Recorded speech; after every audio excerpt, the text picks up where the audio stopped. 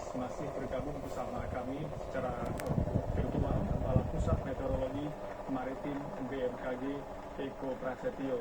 Pak Eko, saya ingin kembali menanyakan mengenai siklon tropis Sriwijaya ini. Apakah siklon tropis ini pernah ada sebelumnya, terjadi sebelumnya, atau memang ini sebuah hal baru? Karena penamaannya sendiri sebetulnya juga baru diberikan di tahun 2021 ini, Pak.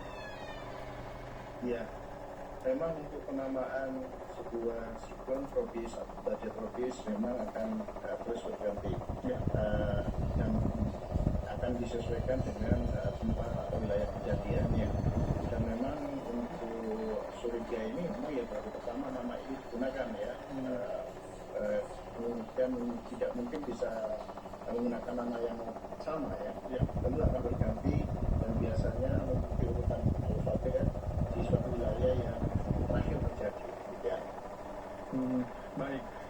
Pak Eko, selain siklon tropis atau mungkin juga bibit siklon tropis termasuk Sriwijaya yang saat ini tengah kita waspadai, apa saja bentuk bencana lain, bencana hidrometeorologi terutama karena saat ini curah hujan di beberapa daerah masih cukup tinggi, apa bentuk bencana lain perlu kita waspadai, Pak?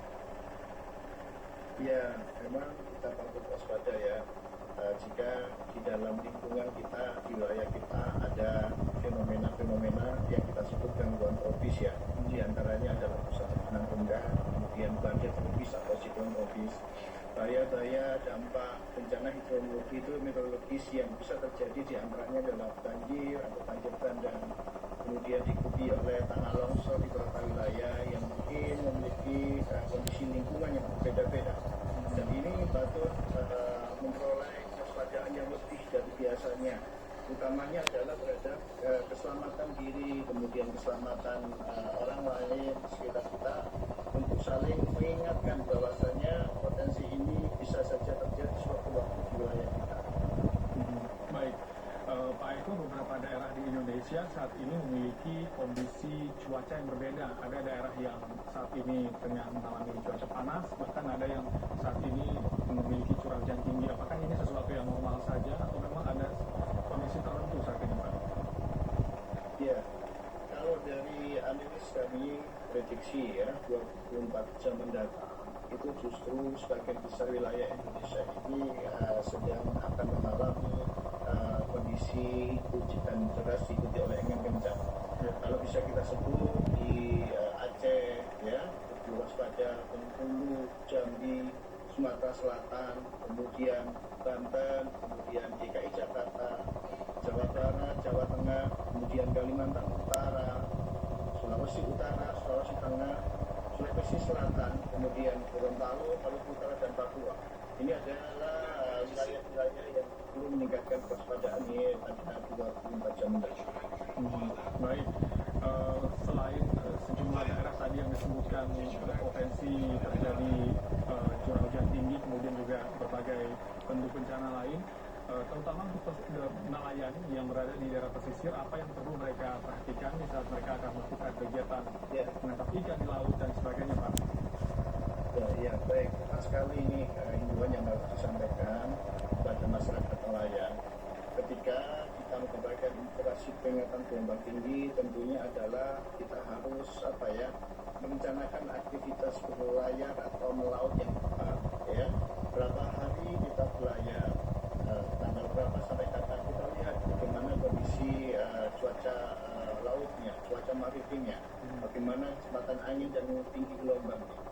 Apakah kita dalam beraktivitas masyarakat nelayan itu dalam kondisi yang kondusif dalam beraktivitas ya?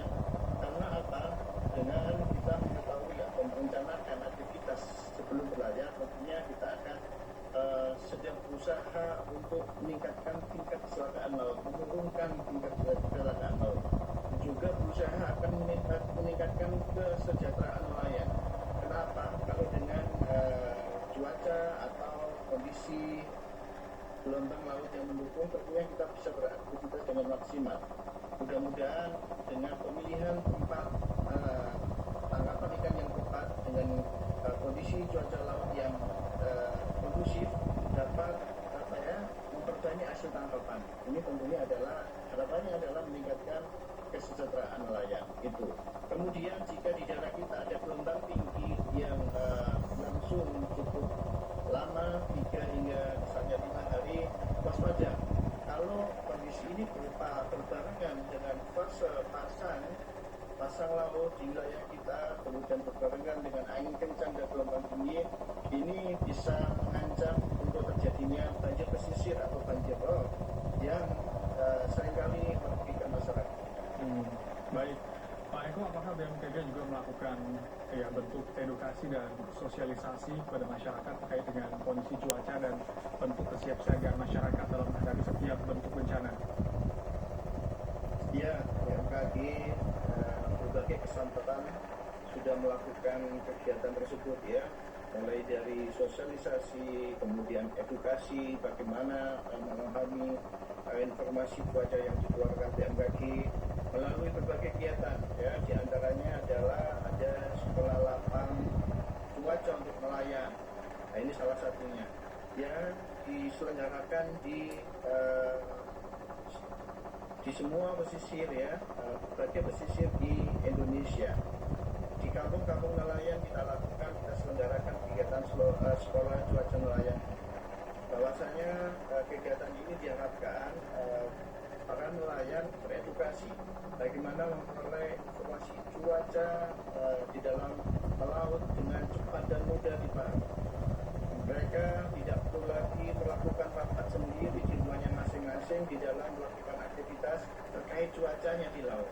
Ini juga cukup memperoleh informasi dari BMKG dan dilaksanakan di dalam perencanaan dalam beraktivitas. Banyak sekali kegiatan yang lain untuk para petani, ada sekolah cuaca iklim ya, bagaimana menentukan masa bertanam yang pas, kemudian memilih jenis tanaman yang pas, sehingga tentunya ujung-ujungnya adalah untuk kesejahteraan para petani. Juga untuk masyarakat pesisir yang lain yang sering terdampak gempa, utamanya yang berpotensi tsunami, BMKG juga melaksanakan sekolah lapang geofisika yang tentunya ini diharapkan masyarakat teredukasi dengan baik dan benar terhadap informasi-informasi yang benar. Jangan sampai masyarakat ini mudah sekali termakan informasi yang tidak benar, informasi hoax ya. Informasi yang bersumber dari BMKG, termasuk juga sejumlah media sosial yang saat ini aktif menginformasikan kondisi cuaca kepada masyarakat ya, Pak Eko. Ya, itu juga salah satu cara kami ya untuk memudahkan diterima di masyarakat dengan menyebarkan di berbagai media sosial ya. Ini mudah-mudahan masyarakat mudah untuk memperolehnya, tentunya juga bisa berinteraksi dengan kami melalui media sosial bagaimana memahami informasi cuaca yang dikeluarkan. Baik, tentu kita berharap kondisi cuaca ini akan segera membaik, dan kita berharap juga masyarakat kita menjadi masyarakat yang siaga bencana apapun bentuk bencananya, sehingga meminimalisir bentuk destruksi, kerusakan maupun korban jiwa akibat bencana terutama hidrometeorologi. Terima kasih Pak Eko Prasetyo, Kepala Pusat Meteorologi Maritim BMKG sudah bergabung bersama kami malam hari ini. Selamat malam Pak, salam sehat selalu. Selamat malam, sehat selalu.